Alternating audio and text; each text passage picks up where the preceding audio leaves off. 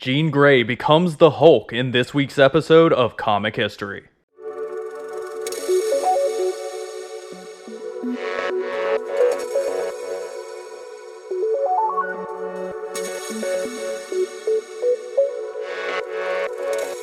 What's up guys, Roman from RNS Entertainment here, and welcome to another episode of Comic History, the weekly series where I retell and explain the iconic storylines, origins, and events in the world of comics. In this video, we're going to be talking about Savage Hulk, a 6-issue miniseries that adds on to some of the Hulk's most iconic conflicts, enemies, and themes. The first 4 issues, which comprise the storyline covered in this video, see the Hulk cross over with the X-Men, taking place chronologically right after their first major battle in X-Men number 66 in 1963. During that fight, the X-Men had sought out Bruce Banner after Professor Xavier had fallen into a coma after using the full extent of his telepathic powers to repel an alien invasion of Earth. And after fighting the Hulk in Las Vegas, Jean Grey is able to calm him using her telepathy and bring the Hulk back down to Bruce Banner. He then lets the X-Men use a gamma-powered device he had created to cure himself of being the Hulk, which does bring Xavier out of his coma but doesn't work on Banner himself. Several hours after this confrontation, our story begins with the Hulk being constantly hounded and attacked by the Hulkbusters,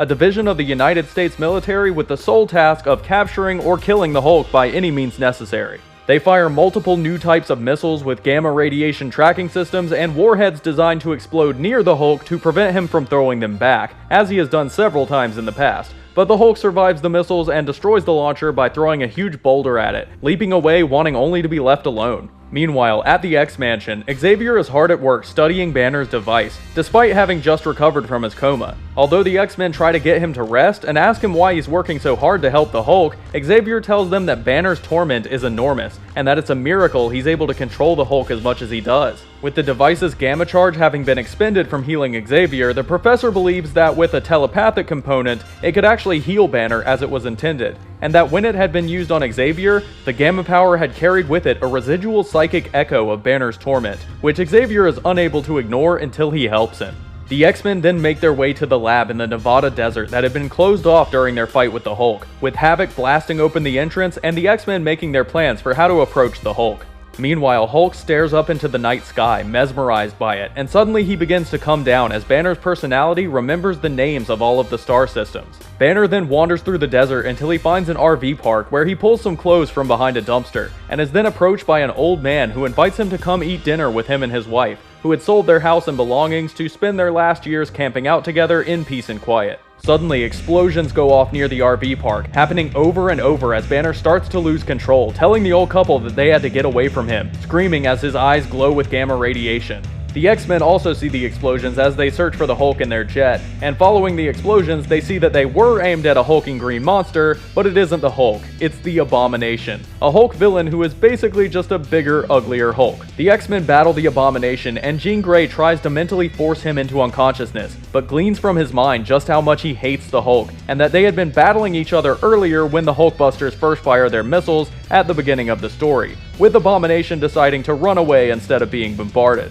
As Cyclops and Havoc destroy the incoming missiles, Iceman tries to freeze the Abomination in place as Angel uses their device to attempt to track the Hulk's location. Hearing that, Abomination breaks free from the ice and grabs Angel, demanding that he show him how to track the Hulk. Hulk then shows up fully transformed and grabs Abomination by the eyes, throwing him into the ground and starting a huge fight where Abomination demands that the Hulk acknowledge him as the strongest. But Hulk wrecks Abomination into the ground and lifts him up over his head, saying that Hulk is the strongest of them all, and then throws Abomination at the approaching Hulkbuster squad. They divert their attention to taking Abomination to a maximum security prison, letting the Hulk go until they can find him again. Jean prepares to use her telepathy to calm the Hulk like she had in their first battle, but when the Hulk spots the RV with the old couple he had eaten with speeding away, his sadness and regret cause him to calm down enough to revert to Banner by himself. Banner allows Professor X to attempt to cure himself of being the Hulk with his device, who he and Beast had altered to be directed by the Professor's telepathy, while being powered by the Hulk's own gamma radiation.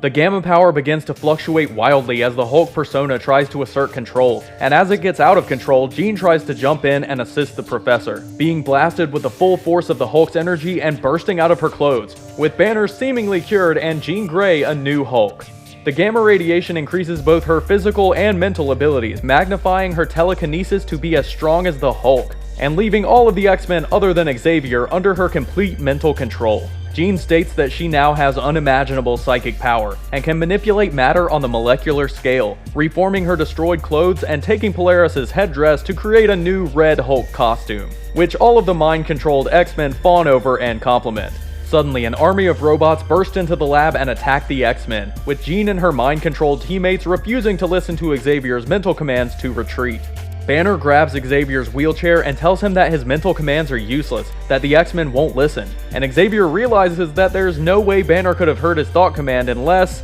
they were in Banner's mind the entire time. Within Bruce Banner's mindscape, Professor Xavier witnesses the origin of the Hulk, with Banner diving into the trench instead and leaving Xavier to experience becoming the Hulk. Xavier, being used to navigating the thoughts and minds of others, is fairly unaffected until Banner throws mental projections of all of his villains and allies at Xavier, who proceed to attack him until Banner appears himself, standing next to Xavier while a giant battle occurs above them between all of the versions of the Hulk. Banner tells Xavier that while all of this is an illusion, the struggle it represents is real, and that by Xavier and the device's interference, Banner's mind has been expanded, with the harder he tries to suppress the Hulk, causing the Hulk to fight harder to come out, which feeds more gamma energy into the device and allows Banner to resist harder. This has caused a never-ending loop, with the Hulk's seemingly endless potential for rage and power feeding into itself, which is beyond Xavier's ability to help Banner with. Although Xavier wants to help him, Banner also says that part of what is happening in the real world had fed into his mindscape, and although Jean becoming the Hulk was a mental construct and hadn't actually happened, the robot attack on the lab had been real, with Xavier awakening to find a bomb strapped to his chest and his X-Men all captured. The person behind this robot assault turns out to be the Leader, a longtime Hulk villain who, after being mutated by gamma radiation himself, had gained a massive intellect instead of massive strength, and who had been monitoring all of the events that had happened thus far and waiting for his moment to strike. His headband is set to detonate Xavier's bomb if he tries any attempt at a psychic attack on the Leader, and says that now that the device had essentially turned Banner into a giant gamma radiation battery, the Leader planned to drain that massive power for himself. As the Leader begins to interrogate Xavier about the device, Banner begins to transform, with his head bulging out as he wakes up. When the Leader is about to rip off one of Angel's wings to get Xavier to talk, Banner breaks out of the machine, yelling that he won't be responsible for the suffering of others. As he does, Banner shows that the device and the constant loop of gamma energy increasing his brain power has given him telekinetic power equal to the physical power of the Hulk, which is pretty nearly limitless. He grabs the Leader and slices through his head, revealing that the Leader had sent a drone of himself while watching from his lair far away. Banner then lifts the Gamma device with his telekinesis, bringing it up between his hands as Professor Xavier begs Banner not to give up, that they can try again. But Banner crushes it in his hands to relinquish control to the Hulk and stop the ever-constant increase in his powers and mental capacity. At this point, the Hulk is in control and rages out, blasting everything in range with his fists and his telekinesis, with the X-Men retreating to a safe distance and watching as Hulk burns through his excess gamma radiation, turning himself back into his normal hulking rage monster self. Hulk leaps over to the X-Men, and before Scott can command Jean to take him down mentally, Xavier tells them to stop, looking directly into Hulk's eyes as Hulk faces him down. Hulk roars in Xavier's face, with the Professor never flinching, and then Hulk turns and leaps away, with Xavier saying that he didn't use his mental powers on the Hulk, and that Banner himself had controlled the Hulk and not allowed him to hurt the X-Men.